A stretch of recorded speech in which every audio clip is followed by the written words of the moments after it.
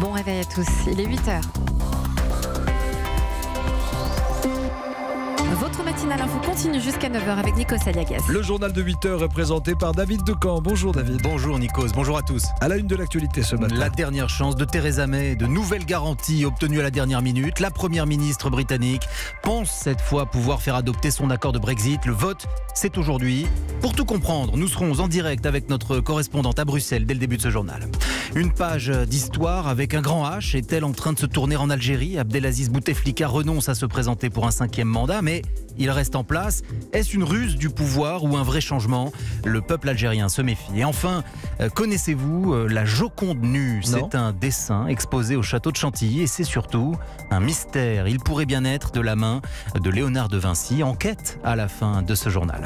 8h12, l'analyse de Vincent Hervouet à ne pas manquer sur la situation en Algérie dont vous parliez il y a quelques instants, mon cher David. Et à 8h15, Audrey Crespo-Mara recevra Philippe de Villiers, qui est l'auteur d'un brûlot sur la fondation de l'Union européenne intitulé « J'ai tiré sur le fil du mensonge et tout est venu ». Vous vous rendez compte? C'est long. Promesse, à tout de suite. Europe 1.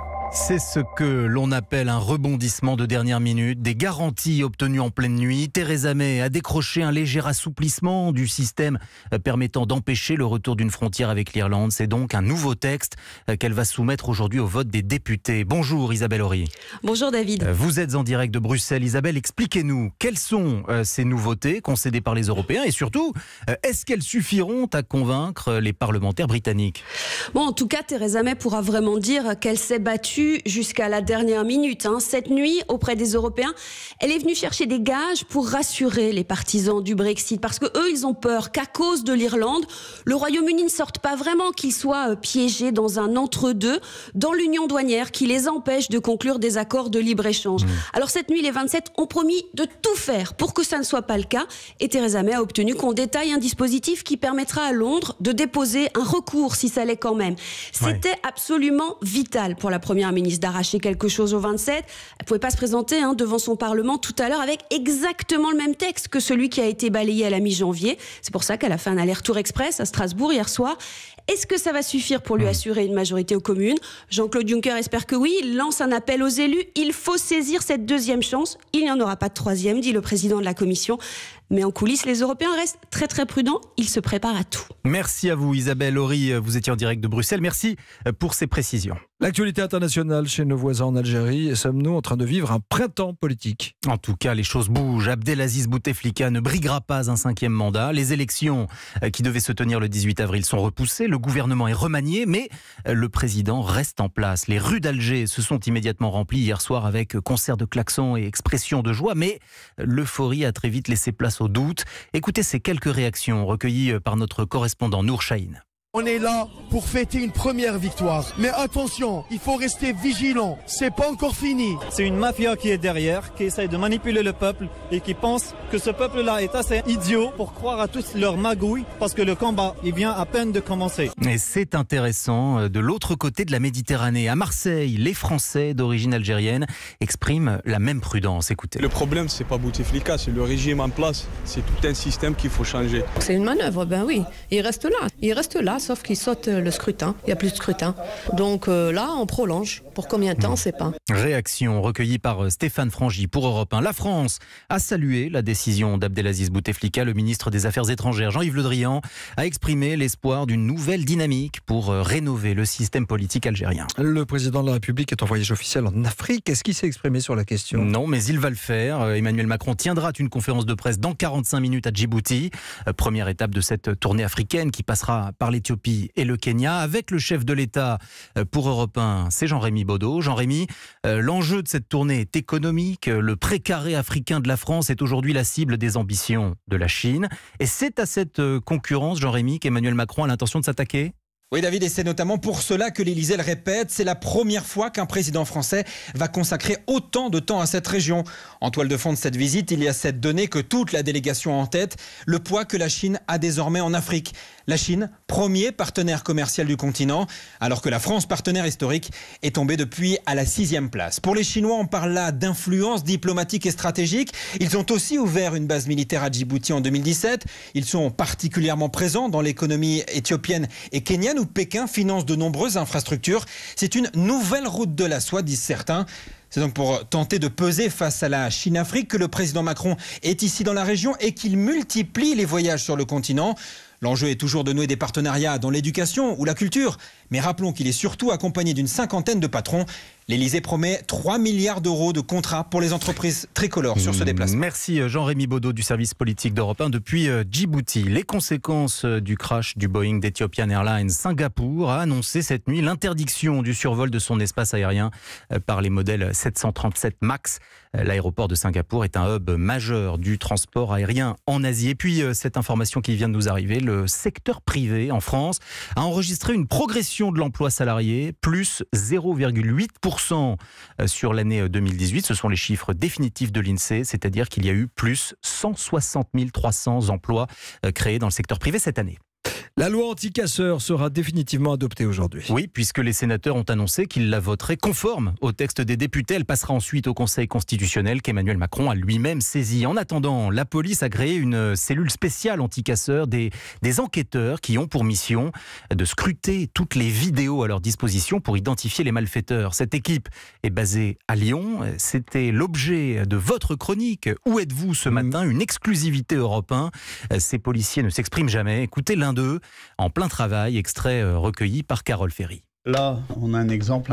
On a une scène de 40 minutes en tout où de nombreuses personnes dégradent le mobilier urbain, caillassent la police et démontent des chantiers en cours le long de l'autoroute à Lyon.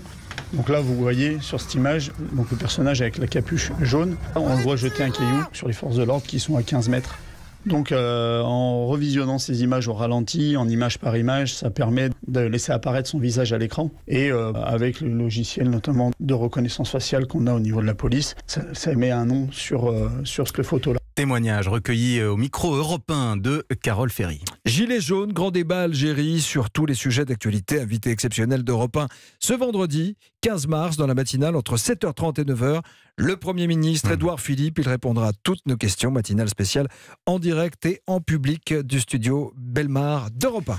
Prison à vie pour le terroriste français Mehdi Nemmouche. La cour d'assises de Bruxelles l'a condamné à la perpétuité pour les 4 assassinats perpétrés en 2014 au musée juif de la capitale belge.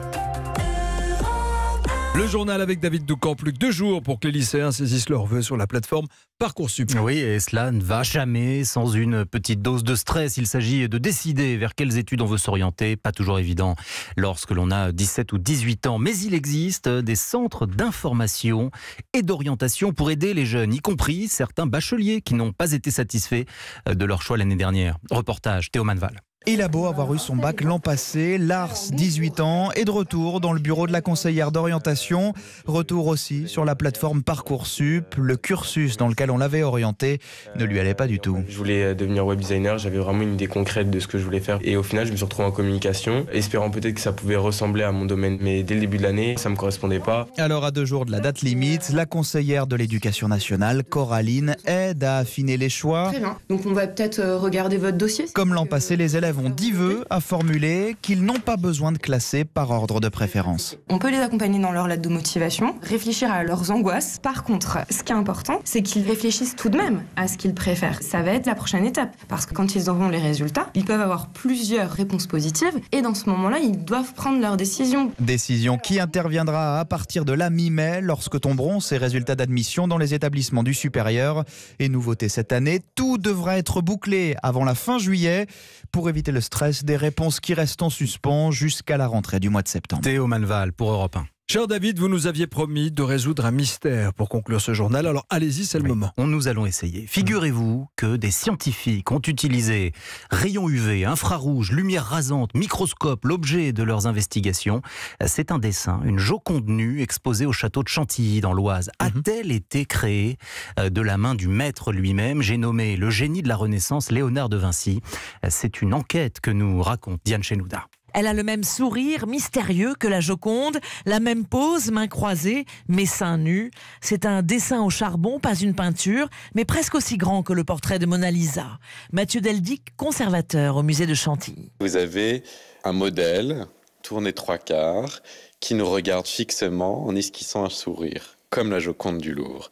Un dessin exécuté au même moment que la Joconde, comme l'ont révélé les analyses, et avec ces passages d'ombre à la lumière qui estompent les contours, cette technique chère à Léonard de Vinci. Mais la découverte la plus sensationnelle, cette Joconde nue a été dessinée par un gaucher. Grâce à l'analyse des hachures qu'on retrouve un peu partout sur le dessin, on voit que c'est un artiste gaucher qui a tracé ce dessin. Et vous savez que Léonard de Vinci était gaucher. Alors il y a un autre élève dans son atelier, talentueux lui aussi, qui est gaucher. Donc évidemment, ça ouvre le champ des possibles. Mais on est là devant un élément très important pour s'approcher du maître. Une certitude, ce dessin a été créé dans l'atelier de Léonard de Vinci et peut-être de la main de Vinci lui-même. Diane Chenouda pour Europe 1. Bon, ça laisse pas mal de possibilités, c'est pas une confirmation. Oui, mais quand même, un gaucher dans l'atelier du maître. Le maître était gaucher, un seul élève gaucher. Bon, c'est intéressant. Et donc les gauchers sont des génies. C'est ce qu'on appelle un sophisme. Vous êtes gaucher Non. Merci. Alors demain soir, passons au football. Lyon jouera son 8e de finale retour de la Ligue des Champions à Barcelone. Il y avait eu 0-0 à l'aller. Le match sera à suivre en intégralité sur Europe 1 et vous pourrez également venir le voir sur écran géant dans notre studio Bellemare. Pour cela, il suffit de vous inscrire via le club Europe 1 sur notre site internet.